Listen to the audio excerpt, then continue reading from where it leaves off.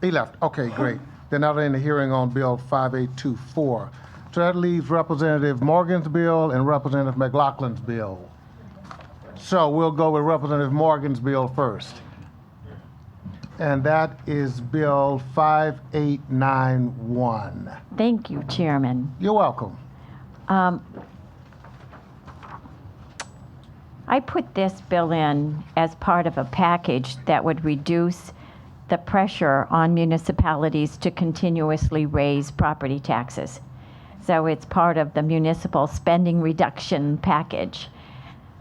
We all know that we want the car tax to go away, but just taking all the money from the state coffers basically takes it from our taxpayers' left pockets and puts it in the right pocket so we can pay it from the right pocket. We have to give municipalities tools for them to control their spending, to actually keep it down. If we don't do that, we can eliminate the car tax now, but it'll come back in the future, the next time there's another crisis in the country. We've heard from our colleague, Representative Lancia, that 911 collects about $15 million a year. Of that, the current 911 service only uses a third, or about $5 million of those dollars. That means there's about $10 million every year that's collected, but it doesn't go towards emergency communication services. At the municipal level, we have dispatch services that are stuck in the past. And so I'm proposing to use the $10 million to buy what's known as CAD systems, or computer-assisted dispatch. These are very technologically advanced systems that will provide better officer safety, because the officers will get more information about the emergency before they depart and as they're en route. Because it's electronic communications, they can actually get the information as they're driving. And so when they arrive, they know what they're facing, and it keeps them safer. It also establishes, because these CAD systems establish a log of all calls and then keeps a database. So if there is somebody who has been involved with the police before, or might be involved with some other kind of disturbance or mental health issues, then our first responders would know about that, because they have immediate access to a database that tells them that this has happened in the past, and it prepares them for the present. It also can run instant background checks, because it is a computer-assisted dispatch. So it protects our first responders. They know what they're facing when they arrive on scene. One of the other things, obviously, it does is, because it's electronic and it's immediate, is it saves minutes.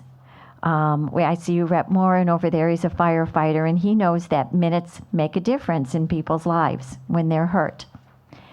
So instead of now, when we call 911, we get the state 911 operators. They ask us what it is. We explain what it is. They say, okay, well, I guess that's, and then they figure out where they're going to send our call. That all takes minutes.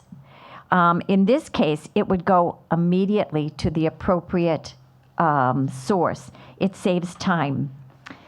It also saves money, because it could be a statewide system that is immediate, electronic, has all of these advantages to it, and then therefore each municipality would no longer have to have their own equipment, would not have to maintain their own equipment. So it would save money for municipalities. When they save money, we save money on property taxes, and that's a good thing. Vermont, Maine, Nevada already have statewide CAD systems, computer-assisted dispatch systems, and they have realized an enormous amount of savings. It's hard for me to estimate that for Rhode Island. Each state is different. Each state has different number of people, roads, and calls. But because you buy the system up front, the state buys it, there's lower costs for it. And because it's a statewide system, it only needs to be upgraded every 5 years instead of at the municipal level every 3 years, I believe it is. Response time is better. Our safety to our first responders is better. I know I get a lot of questions by people of why does an ambulance go out followed by an engine? This actually could cut down on that because you could get specific details about the call before the firefighter leaves the station. So you could find out what the problem is, and you could also ask, how much does the patient weigh? Because a lot of times an extra person goes along because they need the extra muscle to get them up out of the basement or something if they're a very heavy person. You'd know the medical history, the weight, the number of victims, the emergency type. You can collect all of this stuff very, very quickly. So it can really make our emergency dispatch, our emergency service is so much more efficient, safer for everybody, for our first responders as well as for the patients themselves, and saves money. So when you save money, you also save property taxes. And we could use that money for this. And it wouldn't be the bait and switch it is now, right? We'd actually be using it for emergency services, for 911, and not just for whatever else we decide to spend it on. That's it. Thank you, Chairman. No, thank you very much, Leader Morgan. Signing up in support is Joey Lindbeck from the AG's office, but I don't see her here now. But she did sign up in support. Okay, thank you. Any questions of the sponsor of the bill, please? If not, then that ends the hearing on Bill 5891. Thank you very much. And now, bringing up the batting order, the home run king himself, Rep. McLaughlin. Bill number 5762. Yes, Mr. Chairman, members of the committee, in reference to bill number 5762, what it applies to is disabled veterans and their registration fees, actually expanding upon the already provisions put in the law, to actually just exclude them from registration fees. You'll see by reading the bill in reference to they consider a person 100% service connected, and if he has multiple disabilities, this would actually provide for a multitude of